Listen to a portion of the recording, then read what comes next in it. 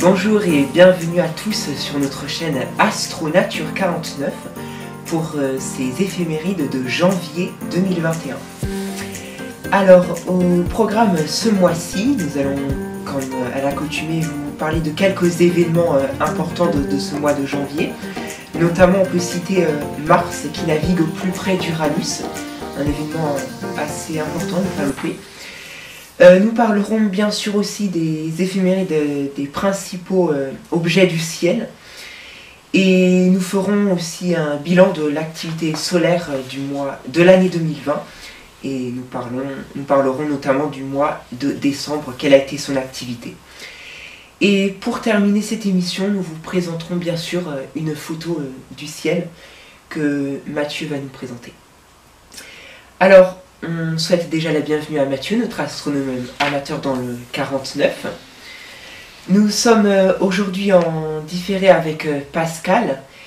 Et pour commencer, eh bien, nous allons l'écouter qui va nous parler de ce premier événement qui est le 3 janvier. C'est le pic de l'activité des météores des Quadrantides. Oui, effectivement, quoi de plus beau que de débuter l'année avec un feu d'artifice naturel, et notamment bien celui très connu des Quadrantides. Cet essaim de météores est originaire de la comète 2003 EH1. Et chaque année, fin décembre jusqu'au milieu de janvier, eh bien, elle nous réjouit, notamment avec un pic d'activité le 4 janvier, où l'on peut observer entre 50 et 120 météores par heure. Certains disent que, selon les années, il peut y avoir jusqu'à 200 météorites à l'heure. Alors, où l'observer? Bien, son radian est situé près de la constellation du Bouvier. Tu peux être plus précis, Pascal? Oui. En fait, vous repérez la Grande Ourse, ça tout le monde le sait. Vous vous dirigez vers la queue de la Grande Ourse, au nord-est, et en fait, vous y êtes. Elle est proche également de la constellation d'Hercule. Tout ça, c'est bien, vous allez me dire, mais c'est peut-être un peu tard, non? Alors, c'est vrai, hein, et d'ailleurs, excusez-nous, nous avons pris un petit peu de retard, effectivement, pour l'enregistrement de ces éphémérides. Mais n'ayez pas de crainte, pas trop de regrets, et d'ailleurs, pour au moins deux raisons. La première raison, c'est que ces quadrantides sont observables chaque année. Donc, les renseignements que vous avez aujourd'hui, eh bien, vous les gardez. Ils seront valables l'année prochaine. Et puis, non plus pas trop de regrets parce que cette année, la luminosité de la Lune n'était pas idéale, en fait, pour une bonne observation. Et puis, je pourrais même vous rajouter encore une raison, c'est qu'en ce moment, la nuit, eh bien, les températures sont négatives, alors il fait très très froid. Donc merci Pascal de nous avoir parlé de cette pluie de météores. Maintenant nous allons pouvoir passer au deuxième événement qui est le 20 janvier. Donc c'est Mars qui navigue au plus près d'Uranus. C'est un rapprochement entre donc, ces deux planètes. Alors Mathieu, c'est donc une observation qu'on peut observer à l'œil nu, déjà probablement. Oui et non. Déjà pour commencer, je dirais que c'est un rapprochement qui n'est pas très serré. Celle qui des deux va être le plus visible, ça va être évidemment Mars. Uranus, beaucoup moins. On va en reparler peut-être un peu plus tard. Je voulais d'abord commencer par donner quelques indications sur leur position, notamment la constellation dans laquelle elles se situent, toutes les deux. Eh bien, c'est le Bélier. Voilà, là, Mars était dernièrement en transit dans la constellation des Poissons, et donc elle vient d'entrer dans la constellation où se niche actuellement Uranus, c'est-à-dire le Bélier. Donc, c'est l'occasion aussi de voir quelque part Mars se déplacer rapidement sur la voûte céleste, puisque depuis quelques mois, bien, Mars s'est déplacé elle a fait ce qu'on appelle sa boucle de rétrogradation, donc elle a donné l'impression en fait de faire demi-tour sur son orbite et puis de réavancer ensuite dans le ciel. Et contrairement à Uranus, qui, elle, va beaucoup moins vite, elle a aussi une boucle de rétrogradation, mais elle va beaucoup moins vite sur son orbite, et donc sur le fond du ciel, elle avance beaucoup plus lentement que Mars. Alors, cette conjonction va se dérouler donc assez haut sur l'horizon sud en début de nuit, donc quand je dis en début de nuit, dans les environs de 19-20 heures, et pas très loin de ces deux planètes-là, vous allez avoir la présence du premier quartier lunaire, qui est assez proche visuellement, un peu plus bas vers le sud, en direction du sud-ouest, hein, par rapport à l'événement principal. Alors, Mars, quant à elle, a une magnitude qui est fraîchement redevenue positive, dans les environs de plus 0,2. On rappelle qu'au maximum de son éclat lors de son opposition qui a eu lieu donc cet automne, au mois d'octobre, hein, c'est tout frais encore, hein, il y a seulement 3 mois, eh bien on avait une magnitude qui approchait les environs de -2. Donc là on a perdu 2 magnitudes depuis cette opposition. Alors, il va falloir faire attention au télescope puisque eh bien, une étoile de la même magnitude qu'Uranus se trouve tout près de Mars. On rappelle que Uranus va être très difficile à observer à l'œil nu, donc il va falloir essayer d'observer Uranus. Pour la trouver, il va falloir utiliser au minimum une paire de jumelles.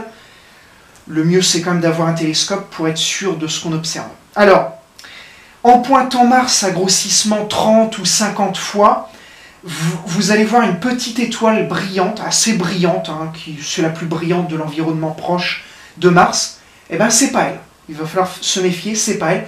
De toute façon, vous grossissez dessus.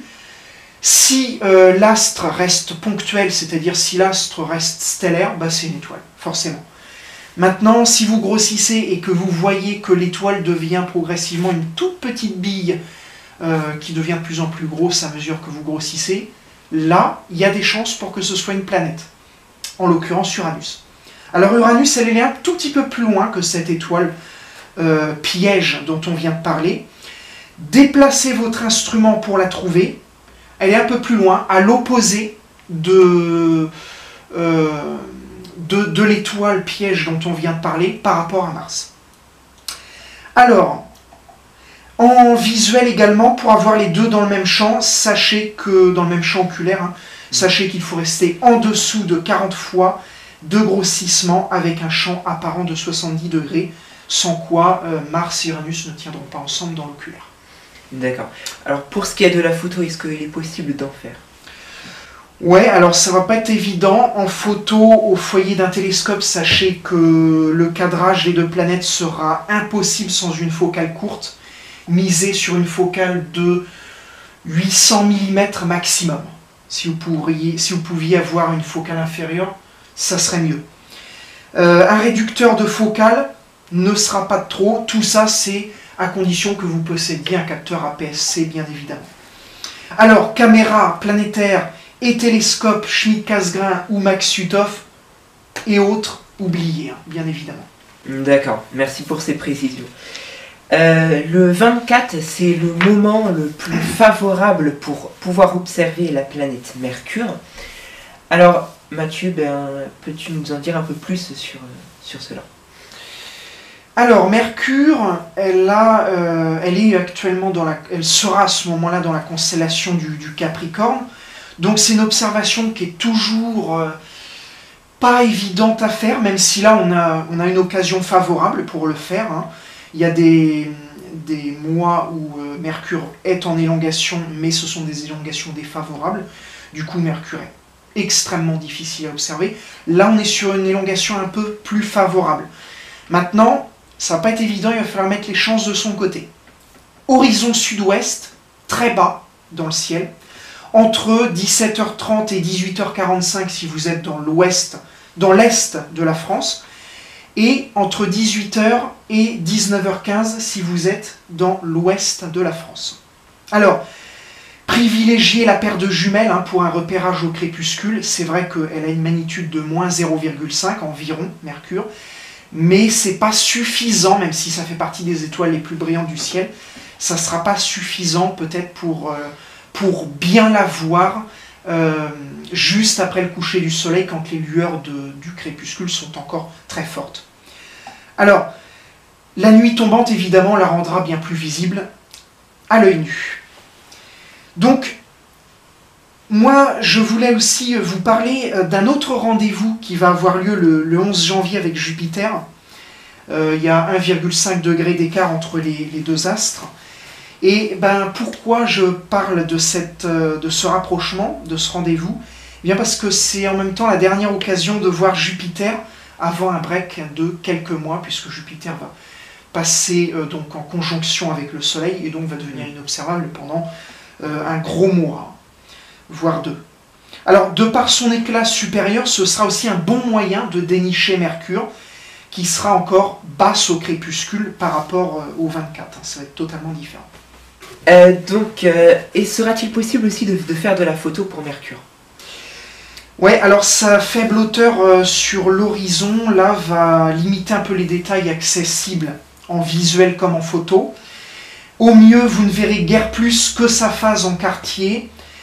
Si vous tentiez quand même la photo au télescope, sachez que pour essayer de limiter la réfraction atmosphérique, eh bien vous pouvez ajouter un filtre rouge ou infrarouge, ou encore miser sur l'ADC, donc le correcteur de dispersion atmosphérique. Dans tous les cas, ne tardez pas et débutez dès le coucher du soleil pour avoir le moins de turbulences possible. D'accord, merci pour ces conseils. Nous allons pouvoir maintenant passer à l'activité du soleil. Alors, pour commencer, peux-tu nous dire quelle a été l'activité du soleil au mois de décembre 2020? Alors, le mois dernier, je vous avais laissé sur la tâche AR 2786 et la plus puissante éruption solaire en 3 ans, de classe M4,4, survenue le 29 novembre. En redémarrant le 1er décembre, les choses ont peu évolué et le soleil est resté instable.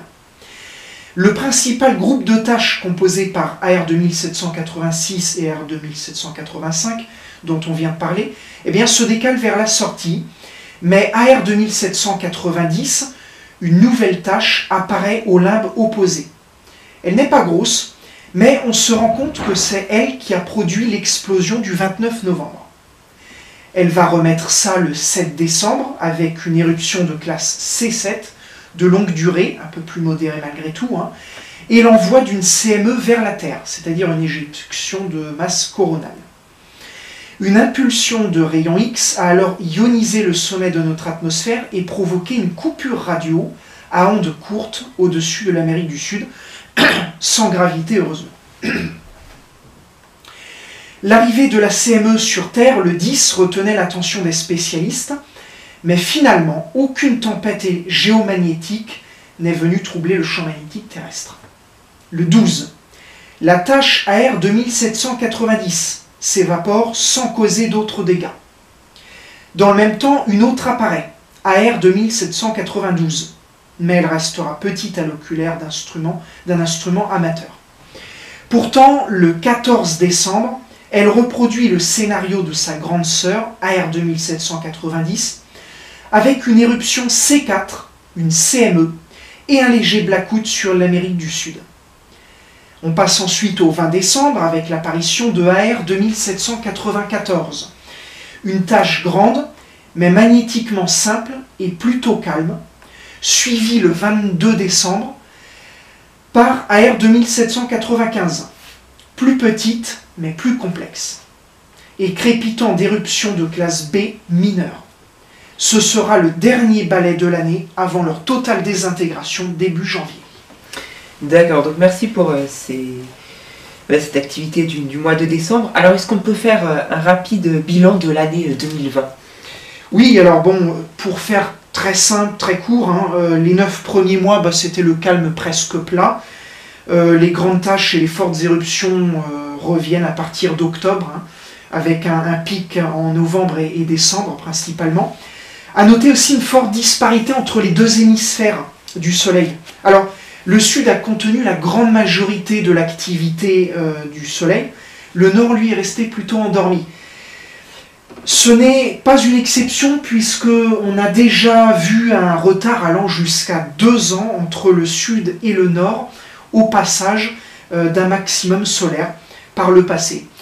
Donc voilà ce que je pouvais dire sur le bilan 2020 du Soleil. D'accord. Du coup, qu'est-ce qu'on prévoit, vu qu'on est maintenant dans une nouvelle année, qu'est-ce qu'on prévoit pour l'année 2021?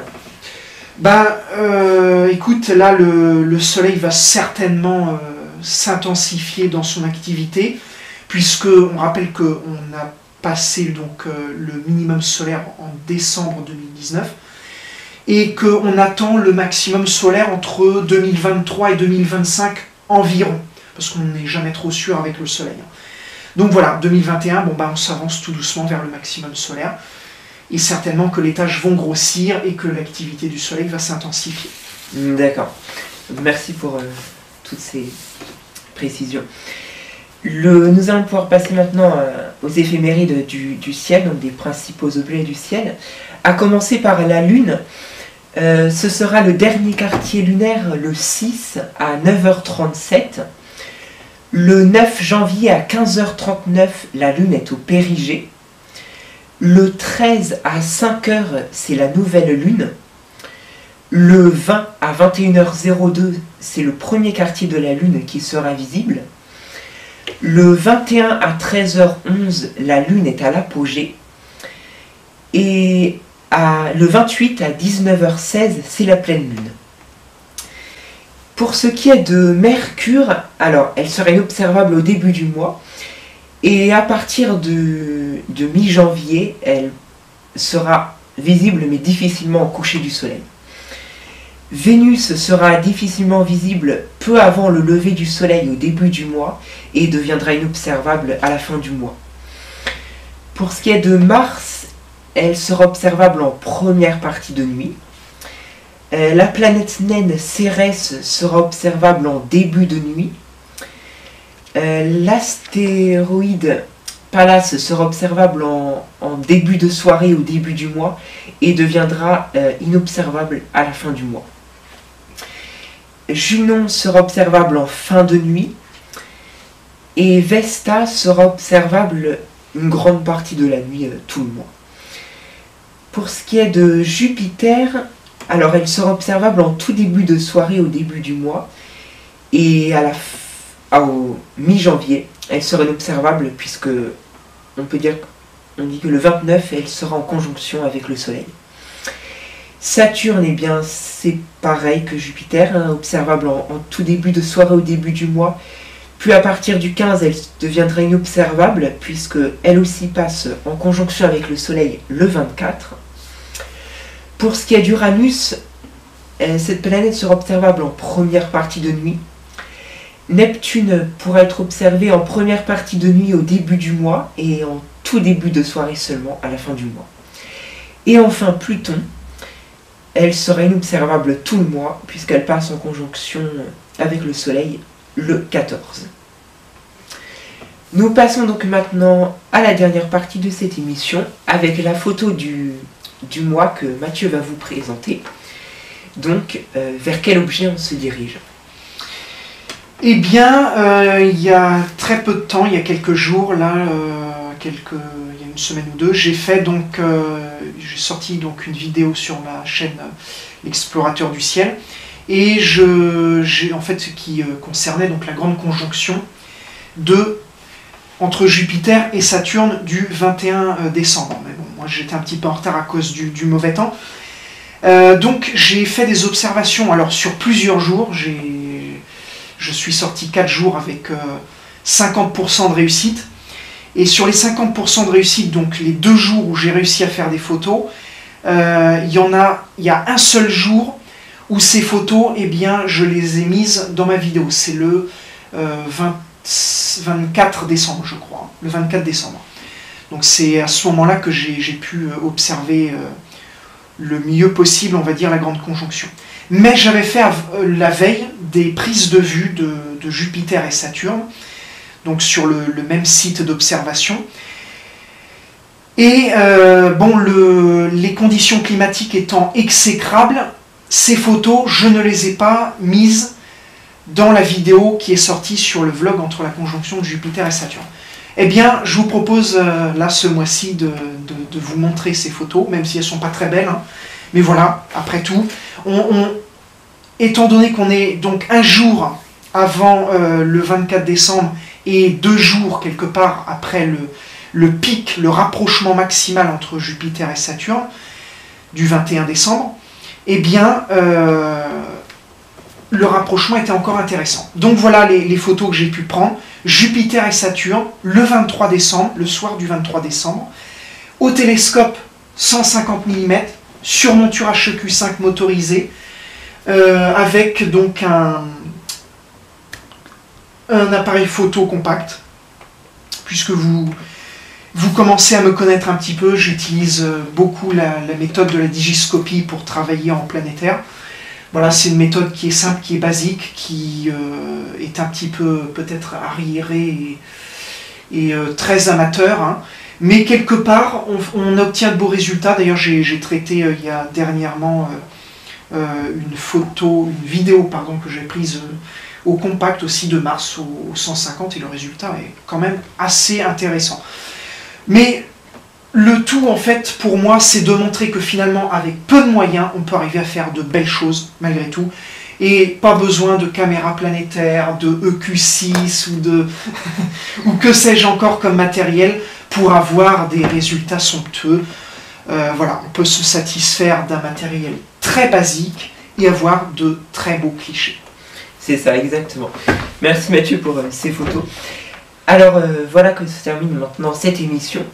Alors, juste une petite chose, hein, on avait parlé de l'activité du soleil tout à l'heure, et donc Mathieu, tu as sorti justement une vidéo qui fait le bilan de l'activité du soleil en 2020 sur ta chaîne L'Explorateur du Ciel. Donc on vous invite à la regarder et à vous abonner à sa chaîne. En tout cas, eh bien, merci à tous de nous avoir suivis pour une nouvelle fois ces éphémérides. Nous vous donnons rendez-vous donc pour le mois de février, donc le mois prochain. Et en attendant, eh bien, n'hésitez pas à laisser des commentaires, à laisser des pouces j'aime si vous avez aimé cette vidéo. Et on vous souhaite un bon ciel à tous et à toutes.